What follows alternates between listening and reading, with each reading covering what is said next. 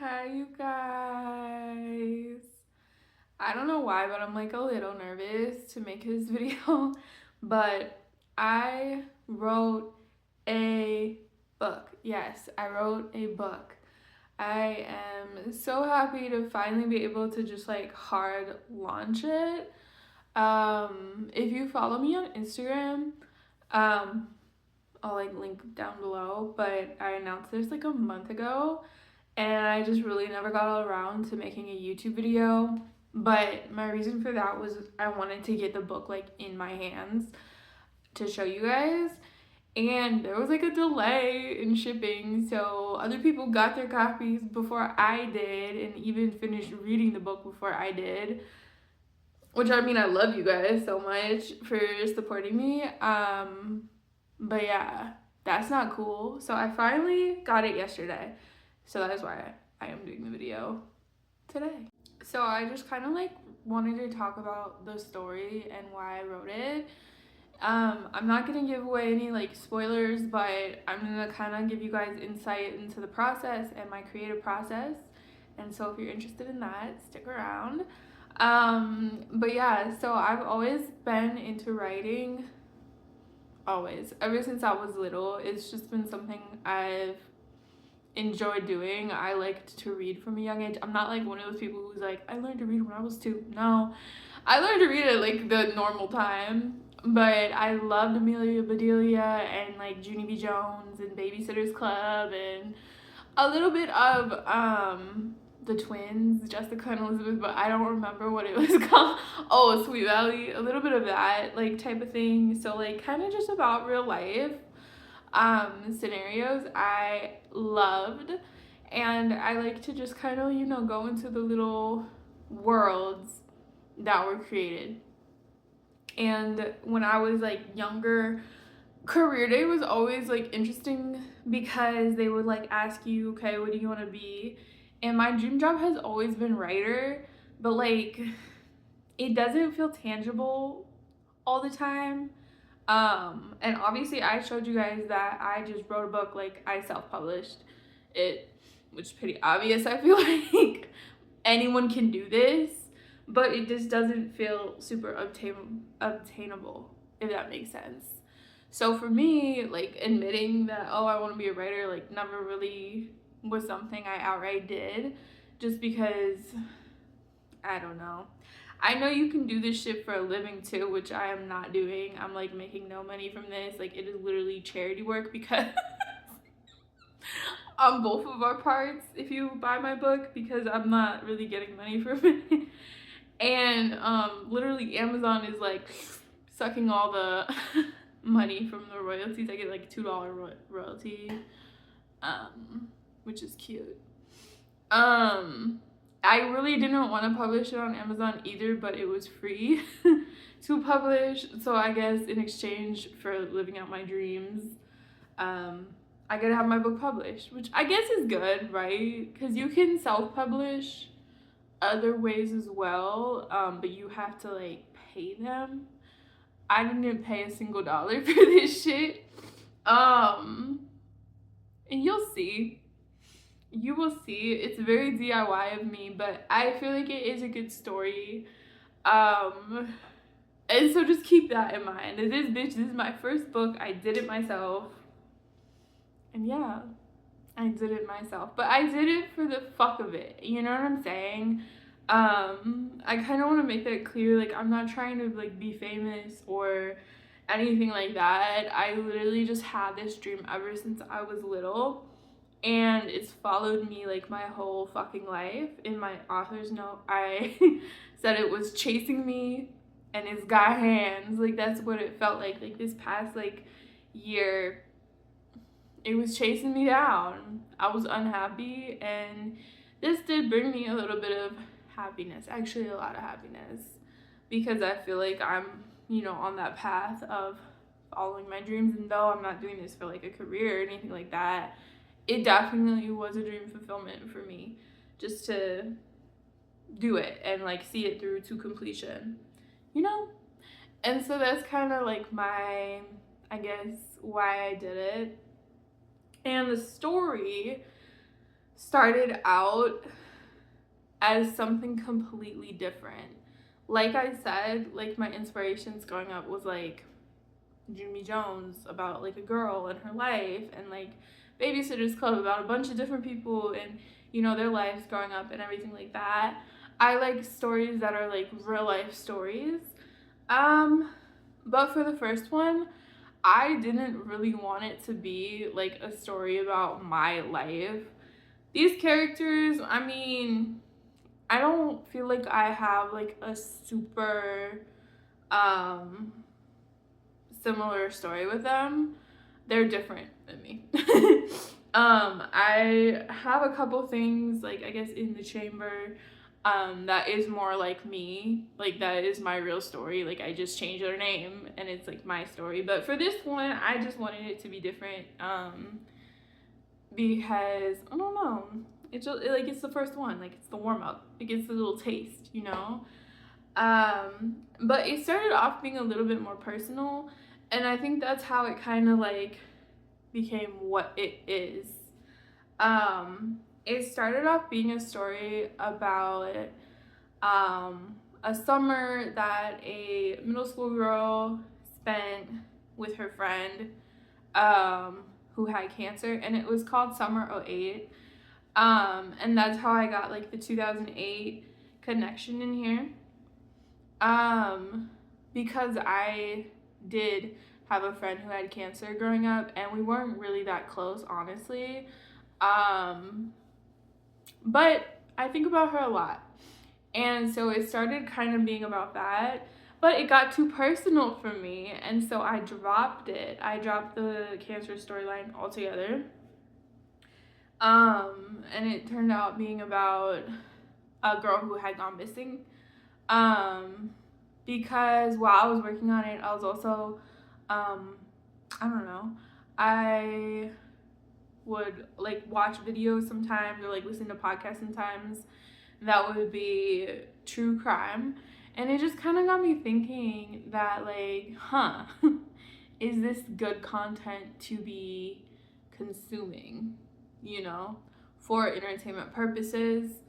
And I listened to, this is actually something you guys didn't know. My name, Kelly Queen, came from Queen, but I also listen, like, my last name is King, I guess, last name reveal. If you didn't know, now you know. My last name is King. And so that's kind of like a play off of that. So that's how I got Kelly Queen. Very simple, But Queen, the spelling of that, came from Live Your Life Queen, the podcast. I started spelling Queen like that because she spelled Queen like that. Yeah. And it's very obscure, but Live Your Life Queen, that's Jessie Buttafuoco. And unfortunately, she's kind of known like in the true crime world because it's something that her father had did. And she talked about like the impact, I guess, of being talked about in true crime on her mental in her life growing up. And now she is a psychologist, and she kind of like talks about that on her social media platform. She kind of stepped away from social media a little bit, and I don't blame her. But she really inspired me, and so that was kind of like an inspiration behind the story as well. It was just like a long process, I guess, of being home and thinking about life and things like that, and the content and everything that I consume. But yeah, so that's kind of how the story came to be. I knew I wanted to share a message, and I wanted it to be like a good message. Obviously, like with the things I write, like I have fun with it, and I added my own like little like sense of humor, but I also wanted to use it to comment on issues like that and issues in society. And so yeah, that's kind of how that came to be. The characters are they're not based on anyone really. They're just kind of a mixture of people who I've met Just little bits and pieces, really. Um, and I named some other characters off of people I know in real life. Um, and so that's just kind of like a little inside thing, but they're not based off of those people. So if you're reading it and you're like, wait, she's a brother named Casey, is that like a connection? Yes, it's a connection, but I just kind of named them that. Because you need, like, I think people who don't write, or I don't know, if you don't write like long form, there's so many people, like, by the end of the story, like, there's so many characters and they need names. And so I'm like, shit, man, I have to come up with all these names for like random, like, I don't know, waitresses and, you know, shit like that. I'm like, let me just name them after people I know in real life. And it's just kind of like a little nod to that. So anyways, that's why I have names of real people in there. I just thought it was funny. I put my best friend's name in there, full name, first name, and last name. I I named a lake after my other friend. My niece's name is there. She's 4 years old. No, she's 3. She's 3 years old, you guys. Like, I just did it for the fuck of it, you know? And yeah, that's just part of the process as well. The towns in there aren't real towns. My dad read it and he's like asking me, he's like, oh, I was looking for the restaurant in there, looking for the town or whatever. I'm like, oh, I made it up. So it really is a fictional story. It's based on bits and pieces, I guess, but that's just because we have to pull from somewhere, right? So any type of thing you're gonna read, any type of literature, movies, TV, whatever, is gonna be pulled from someone's real life, but it's just my frame of reference. Yeah. But I'm from North Dakota. I live in North Dakota right now. And so that's kind of like the North Dakota connection with the story. And the Minnesota connection is I went to college in Minnesota for a couple years. I think I was probably out there for a total of like 3 years, but you know, it's a connection, right? But yeah, anyways, so without further ado, that was the writing process. I wrote like the first version, and the story covers the years 2008 and 2018. 2008 just because, like I told you, I was gonna originally write it about my childhood and I just really didn't.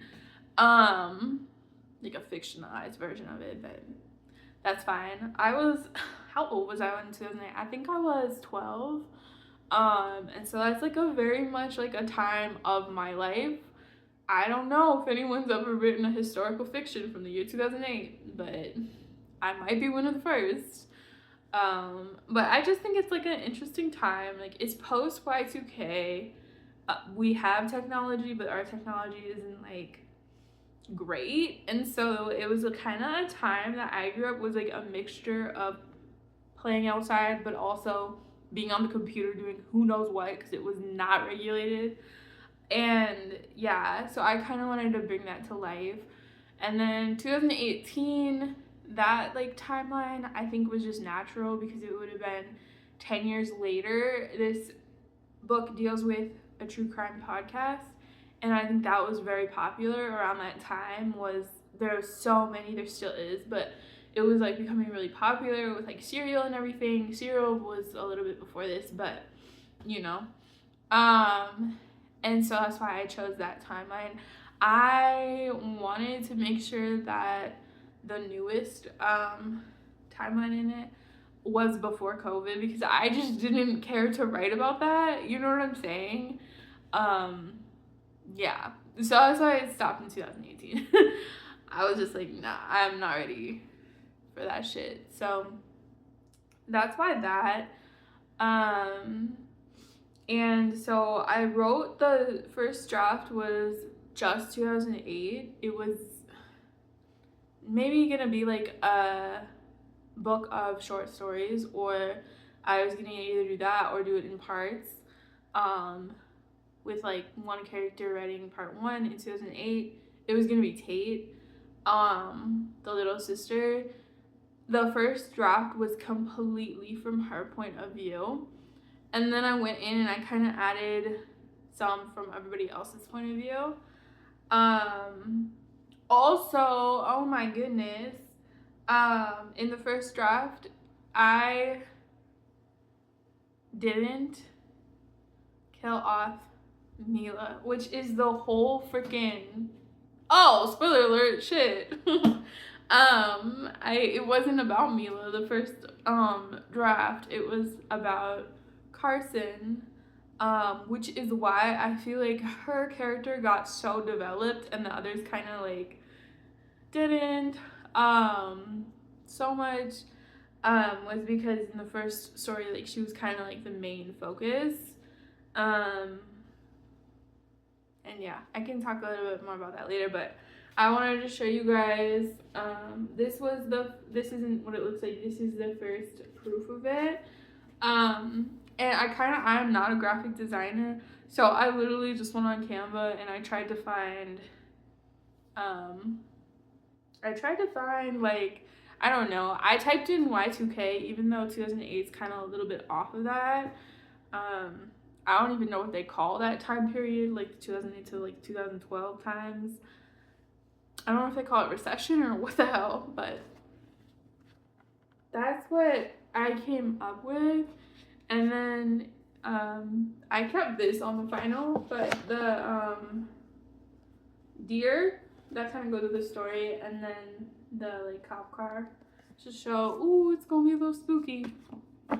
But yeah, I didn't love this cover. I thought the color online is different, and then I learned in this process that it actually is kind of hard to print this color blue. Like, it just doesn't turn out right. I don't know why, it just doesn't. So I decided to ditch the blue, but I'm glad I did, because this was the next one, and then this is the final one. Spot the difference? The camera placement.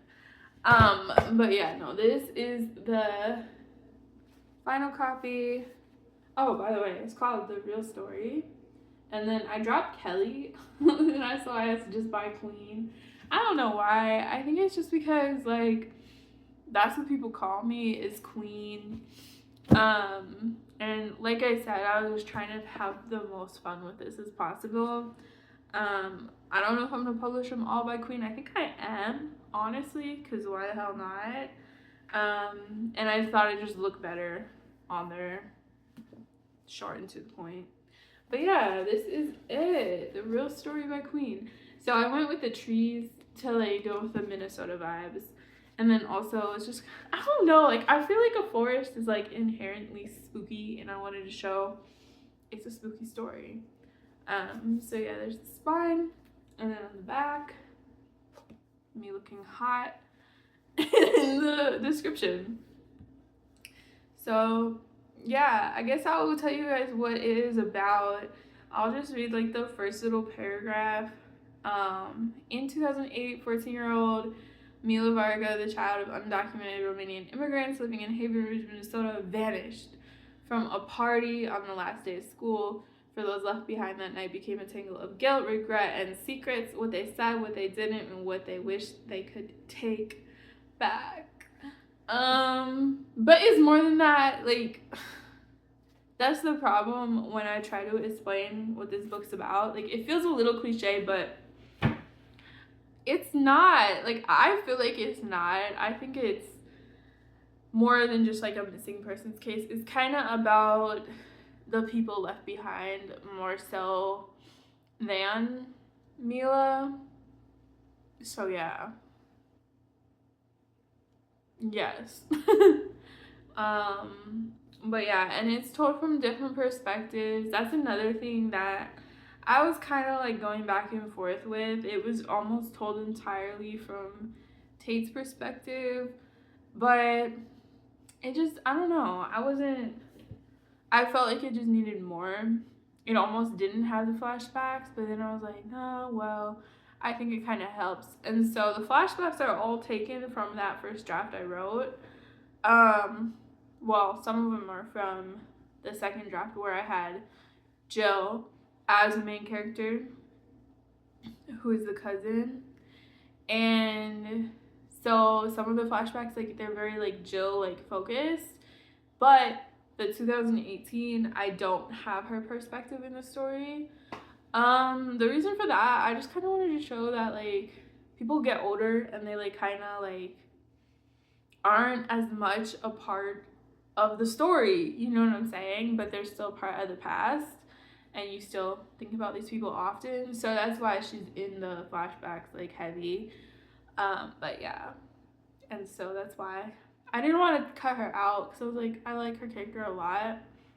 But yeah, that was the kind of hard part too, was the stuff I did cut out, because it's like, shit, but it's long, guys. It's like really, like, she's thick. So yeah. And then, yeah, she's long. I feel like there's not that many like words on the pages though. I don't know, like this, you know, like it could be less pages, but I feel like, I hope it's easy to read that way though. But yeah, that's my little story. This is gonna be a whole literary universe. This is not the end. I'm already working on number 2, 300 pages into it. It'll probably come out sooner rather than later. I'm thinking maybe summer or fall, so that's super exciting. But that being said, it's not a sequel. I think I kind of made it seem like it was gonna be a sequel in the back, because I said this is her first novel. She's working on number 2. It's not like a series, but it is like a whole universe. So by that, I mean, some of these characters might come back around and make a cameo, but this story is like over. Like, it's not gonna end on a cliffhanger or anything like that. I think there is closure, but I'm gonna use the same town for, you know, future stories that I write. I'm gonna use some of the same characters in the future, and you know, I'm just gonna write all my stories in the same universe. And so yeah, the one I'm working on right now includes some of the same characters. You will be seeing Gabe and Jill again as minor roles, and then you will be seeing one of the very minor characters, like very minor characters, is gonna come back and be like the main focus of the next one. The reason I did that, I don't know, I just got kind of like inspired, I guess, with their character, and I was like, wait, I can do more with that. And so that's who the like next one is about. It's about one of the minor characters in here, so take your guess. But yeah, so that's the next one. But honestly, the possibilities are endless. I'm gonna keep writing and keep publishing my little stories for the fuck of it, because this is my life.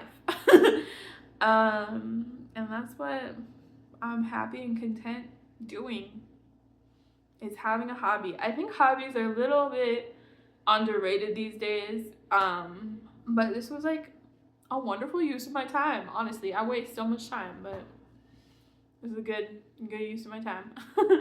But yeah, so this is available in paperback, which I really suggest. Like, this is beautiful, honestly. Like, I don't know if it's just because it's mine. Like, I feel like the way I look at it is how people look at their child, but it's like, it's like, yes, I did that. It's like, I don't know, I just like to look at it. So I suggest the paperback, but it is also available if you're like, I don't want to give Amazon any more money than, you know, necessary. It's also available on Kindle, and then, which is still Amazon. This is like the most conflicting thing. I feel a little bit like a sellout, but whatever. I mean, my dreams come true. You know what I'm saying? It's also available as a hardcover, but I don't suggest the hardcover unless you really love a hardcover, and that's why I made it an option. But it doesn't have like the jacket, and so that's why I'm kind of just like, why would you, you know, if there's no jacket. I don't know. But I don't know. I guess some people really like a hardcover. So it is available as a hardcover.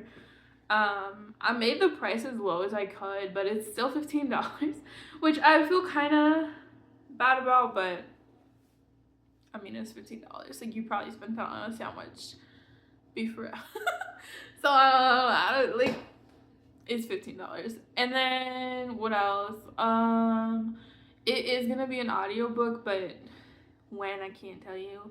By the end of the year, mark my words, it will be an audiobook, but I want to do a whole production with different voices since there's different perspectives, and so that's kind of the hold up on that. And then also, this is also a self-made project by myself. If any of you guys want to be a voice, let me know. I can't pay you, but you can tell people that you were in an audiobook. I need 3 female voices, and if I can't cast them, they will be AI.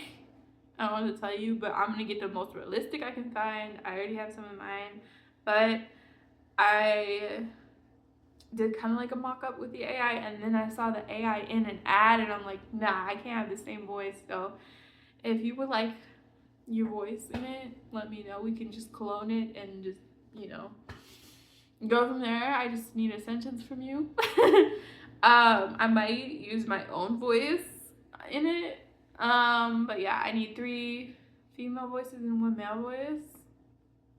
Yeah, let me know. But yeah, that's that. And then yeah, that's that. The real story is out now on Amazon. But yeah, get it. You should get it. It's really good. All right, bye guys.